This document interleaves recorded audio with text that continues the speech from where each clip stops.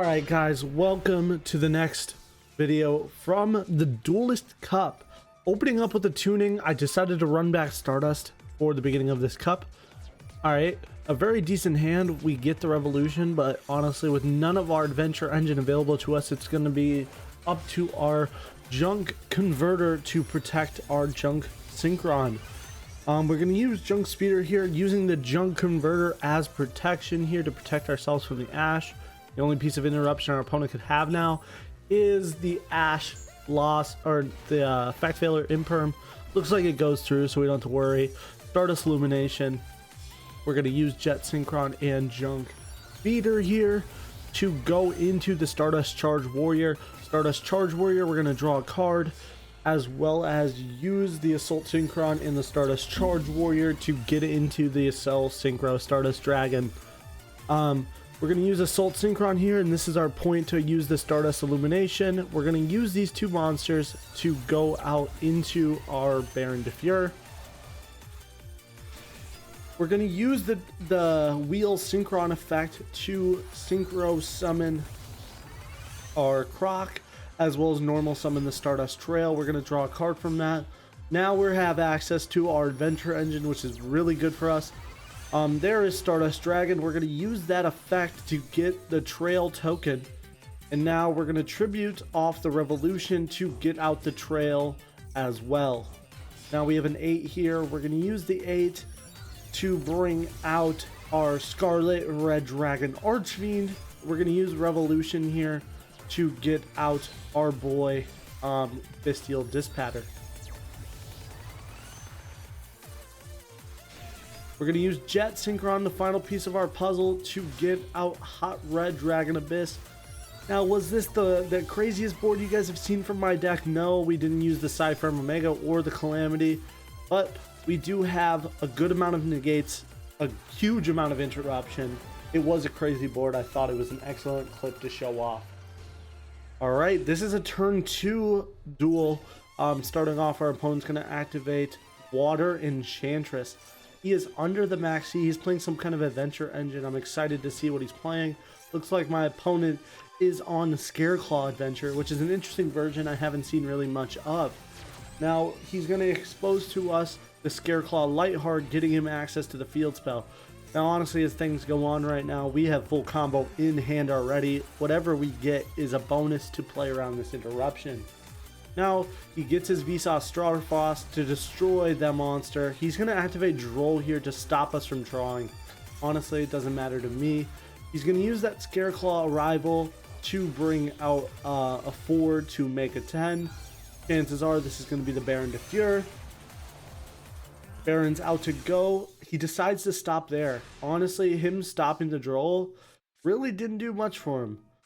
He's gonna go under the maxi, but honestly, the difference between me and him is I don't care about the maxi, and I'm gonna show that by using the Water Enchantress here.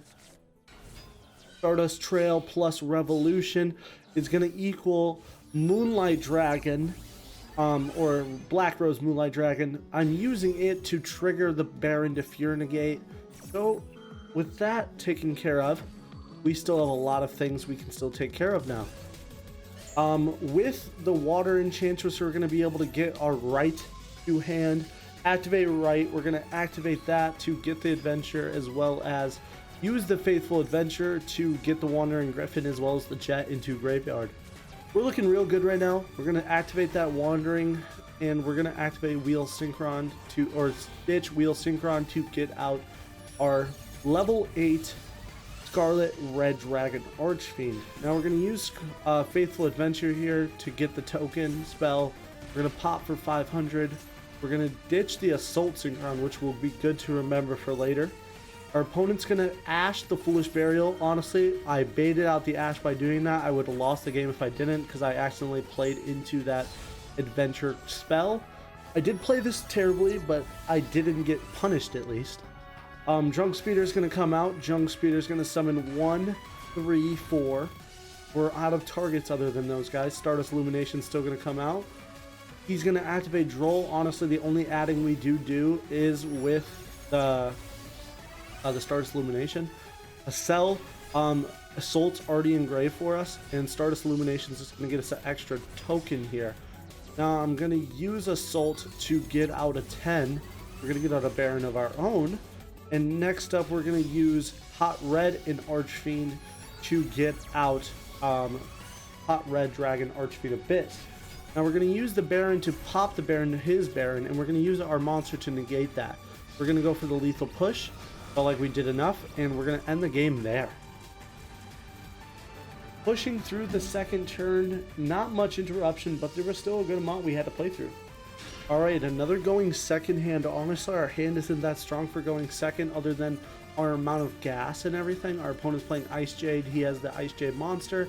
He's going to use the Ice Jade combos here. I really don't know the deck well, but he's going to end off on an Ice Jade level 10 monster card. A pretty good 10. I see it all the time in water decks, so I'm kind of interested what I can do here. We're going to use Water Enchantress to get the right. Honestly, I should have baited out the Small World first, but we live and learn. There is the right Faithful Adventure effect. We're going to get Wandering Griffin. Wandering Griffin's going to come out. Our opponent's going to surrender there. Alright, going second, we open up the Max C.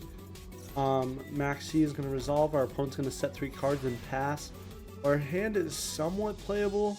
It's going to be a puzzle to figure out what is what here. We're going to get Revolution to hand, which is good. We lose a Foolish, which isn't a big deal, but we're going to use Small World to connect with the Jet to get the Wandering Enchantress out. We're going to use Wandering Enchantress effect to get the right out into rotation here. Right's going to trigger. We're going to get the Adventure token as well as the Faithful Adventure. We're going to pitch the Assault Synchron here. It's not a necessary card to bring to the field. We're going to use Revolution plus Wandering Griffin here to bring out the Baron de Fur before we use the Revolution effect to get ourselves out. Now it looks like my opponent has a called or effect veiler in hand. He has a second effect veiler in hand. We have to use our Baron negate here, which is unfortunate, but to continue our plays altogether, we're going to have to use it here. So he had 2 of his effect veilers in hand. We got rid of both of them, and we're going to use Revolution still, but our opponent actually, we're not going to use it because our opponent actually has the out with the called by. So we're kind of stuck here at this point. We're going to use Baron to get rid of a face down. Our opponent gets rid of an imperm. Honestly, him activating the imperm wasn't necessary, but he did it. So we're left with 2 monsters. We're going to hit him for 5,000 damage, leaving him with 1 card and no cards in hand. I still think we're safe here because Baron de Fur is going to activate. We're going to twitch him out for the Wandering Griffin. Our opponent knows we're about to add a negate. He must have drew bad anyway, and we're going to call the game there. Alright, another going second hand. Very interesting start. With the Reborn Tenyi, we're still good. Looks like my opponent is on some kind of Tenyi, probably Tenyi Sword Soul. This is the Duelist Cup after all. There is Monk of the Tenyi. He's going to use the quick play spell to get rid of it and get out a Moyi. Showing off the Vishuda. The Moyi is negated, unfortunately, though. We're going to use him to get out his Longyang, and we're going to use these 2 to bring out Chaelong. Now Chaelong's going to activate. We're going to use his effect and Moyi's effect to draw a card. Now our opponent's in a really good spot here. He's going to get the last Sword Soul into his operation. Going to banish the Monk to get that. And he's going to go into a 10 here. Either Baron or Chaelong. He goes Baron. This leaves him with 2 negates on board, as well as doing 1,200 damage with 1 card face down. This person's in a really good spot. We're going to activate Tuning. He's going to let it go through. Honestly, that was best case scenario for us. Reborn of the Tenyi is going to get triggered by the effects of Revolution. We're going to bring up Black Rose Moonlight Dragon. This is going to be giving us the ability to trigger at least one of the negates. Also, we're going to use the effect of Reborn Tengu to somewhat protect the Baron, but it looks like our opponent has the called by for that. Honestly, that puts us in a detrimental position except that he used Chainlong to negate it instead of Baron. So our Moonlight Dragon is going to stay on the field, and that means we can still bring out Revolution. We're also going to activate Stardust Illumination here, and we're going to try to bait out the negate. Our opponent accepts the bait. Stardust Illumination is going to trigger off of that. Now, Revolution's going to come out sending junk, which isn't a big deal, but we have Stardust Synchron in hand to tribute and trail to special. We're going to use our trail as our junk speeder material. With one card in hand, we also have the called by. We're pretty much set to go to the races here, and our opponent's going to surrender on our junk speeder activation, playing through 2 negates to get that junk speeder resolved. Alright, we are back for the final game of the session. Another going second one. We're playing some kind of stun deck. Barrier Statue and Hugin. 2 normal summons per turn. It's going to be annoying, but we're going to play our way through it. We can't special summon, so we're going to use Reborn Tenyi, a pretty good normal summon to get rid of the first one. You get rid of his face down, but he's just going to keep on adding cards. Now, that was a slight misplay. I thought maybe it still gets sent to the graveyard, but it just says get sent. So we did misplay into that. Our opponent's going to deal 2,900 points of damage, or 1,200. He can't attack with the Reborn Tengu. That's fine. We're going to use Tuning to get out another beater. We're going to get Revolution into rotation. We're going to lose our wheel in the process. We finally get rid of his Barrier Statue, but we still can't special summon because of the Hugin. Now we just got to get rid of that Hugin, but he's going to switch that Hugin to defense mode here. Set another card. Bad for us, but we're still trying to beat through the board. I decided to get greedy and I didn't do math. Misplayed there. Pretty much wasted my normal. Gave him some card advantage. He doesn't do anything with it, which is surprising. We're gonna normal Stardust here to destroy the Hugin. We're gonna go main phase 2 now. Use Small World to continue off to the races, getting our Water Enchantress. Water Enchantress is going to resolve here, getting out right of Amintissir. Amintissir is going to activate, getting us a level 4, as well as getting us the Faithful Adventure. Now we have a Legal Knight in hand, as well as Wandering Griffin. So we're going to use the first one to get rid of the Crackdown to also bring back our Tengu. I'm also going to use Legal Knight to get rid of the 2 other face downs here. We're going to use Revolution plus Reborn Tengu to get out Moonlight Dragon, to add the Illegal Knight back to our hand so we have kind of follow-up for the next turn after this one. Reborn Tengu is going to trigger, just protecting. Doesn't do anything because there is no spots for it to fill. We're going to use Wandering Griffin plus Junk here to get out a Baron, which is good. So our board is getting stronger in the process here. We're going to use Revolution finally to bring out our boy with the level 1.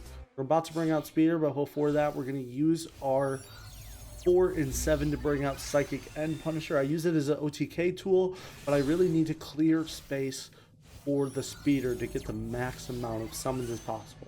Which is going to be 1, 2, and 4, I believe. Oh, that's close. 1, 2, and 3. But Junk Speeder plus Jet is going to get us our charge, so we're going to get a card to hand at least. We're going to get charged, we're going to get Small World, and then we're going to use Assault plus Stardust Charge Warrior to get out Excel Synchro Stardust Dragon. We're going to use him to bring out the Assault. We're going to banish that to get rid of his face down monster. Then we're going to use Excel to bring out our Bestial Dispatter. Bestial Dispatter is still on the field. We're going to use Jet first, and we're going to use his effect to trigger, to tribute summon the Stardust. Special summon the Trail.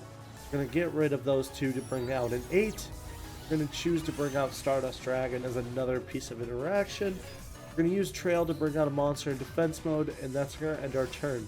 Now I brought the Trail token to use as tribute fodder for the next turn. My opponent's going to play his spell again. For some reason he goes to battle, and he's going to just set 6 cards. We're still in a really good spot here. We're going to banish the token to get rid of a face down. Looks like my opponent's going to use Crackdown here. I'm going to negate the Baron with the Baron. Looks like my opponent's going to use the second Crackdown on our Psychic and Punisher. I don't understand how this went through because it's an activated effect. He just stole my card. But live and learn. It's fine. We're going to get rid of those 2 cards. We're going to destroy the Barrier Statue. Right of Enemy Seer is going to get us in, or right's going to get back into our hand. Right's going to activate. Our opponent has the Solemn Warning, which still puts us under in life points. We just need to figure out how to pop that one card. We have the Illegal Knight in hand. That was kind of the strategy. But Wheel Synchron and Reborn Tengu are going to be the answer to our problems, because we are playing the level 9 Croc Dragon. Croc Dragon's going to let us draw a card, as well as discard 2 to pop one, which is very good for us. Now, I did misplay here. You will see I popped the Psychic End. Honestly, what I should have done is I should have used the Crackdown to get the Psychic End Puncher back in my position. But it doesn't matter. We ended up winning the game. So, GG. Alright, so this is the deck I was using in today's video, the same one as last video, but this is my Stardust deck. All these clips are from my stream today. I was streaming on BrandoAKAMiracle, and I also stream on YouTube and Twitch. I just wanted to use some clips because it would have been easy, and honestly, I had a lot of requests trying to show off turn 2 plays. Now, this deck plays like a puzzle. And it's a simple puzzle if you're going turn 1, but it is easy still, but it's still possible on turn 2. That's why I like it. There's things you could change. There's also things you could add. But I like the list the way it is. I feel like the Illegal Knight and the Moonlight Dragon being in the list and the Croc Dragon are really cool. I have no problems with the list whatsoever. There's a lot of cool synergies because you're playing Crimson Dragon. If you needed to, you could use Crimson Dragon in a 9. You could bring out Croc and Hot Red, Baron and Dispatter, Calamity and Super Heavy, of course, as well as Omega in Scarlet or Excel. The plays are really diverse. The deck is super strong. I hope you guys enjoyed the videos. If you guys have any comments down below on a deck you want me to try or suggest, let me know. I hope you guys have a good rest of your night. I'll see you guys on YouTube or Twitch around 3 to 5 p.m. Central Time is when I start. I always do a community post, so hope you guys have a good one.